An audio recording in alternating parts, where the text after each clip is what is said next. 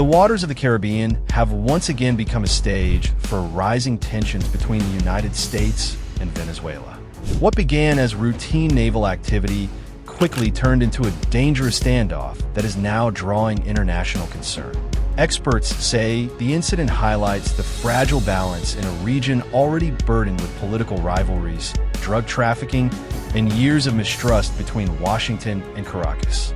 According to U.S. defense officials cited by Reuters, 2 Venezuelan F-16 fighter jets flew uncomfortably close to the USS Jason Dunham, a U.S. Navy guided missile destroyer, as it moved through international waters.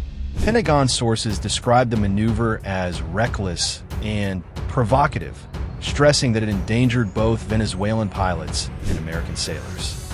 Officials suggested the move was not accidental, but a deliberate test of U.S. resolve. The USS Jason Dunham is one of 7 American warships currently stationed in the Caribbean, with a deployment of more than 4,500 sailors and Marines.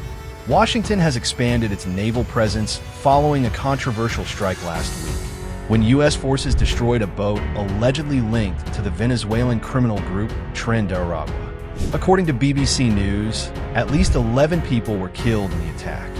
Former President Donald Trump praised the strike in a statement on his Truth Social platform. He claimed the boat was carrying gang members who were headed to the United States and celebrated the action as a bold step against organized crime and drug smuggling. Trump insisted the move was about protecting American lives.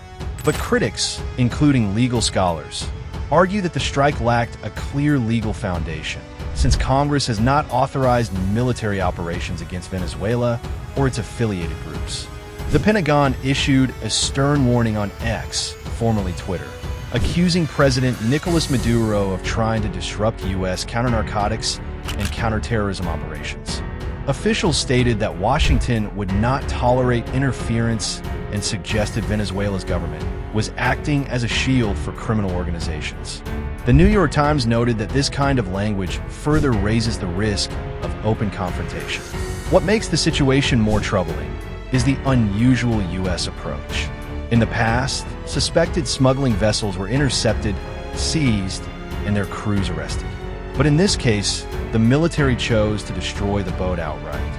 A former senior U.S. law enforcement official told the New York Times, "I have never seen the U.S. military destroy a drug shipment outright like this." It marks a major shift in policy.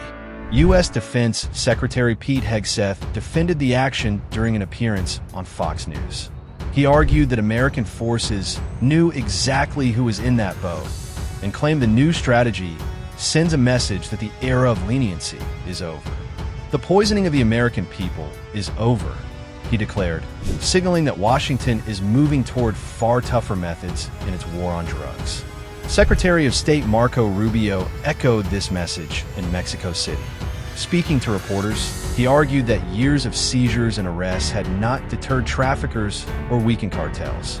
"The only thing that will stop them is when you blow them up, when you get rid of them," Rubio said, reinforcing the administration's hardline stance. Caracas, however, responded with fierce condemnation. President Maduro accused Washington of using the fight against drug trafficking as an excuse to prepare for regime change.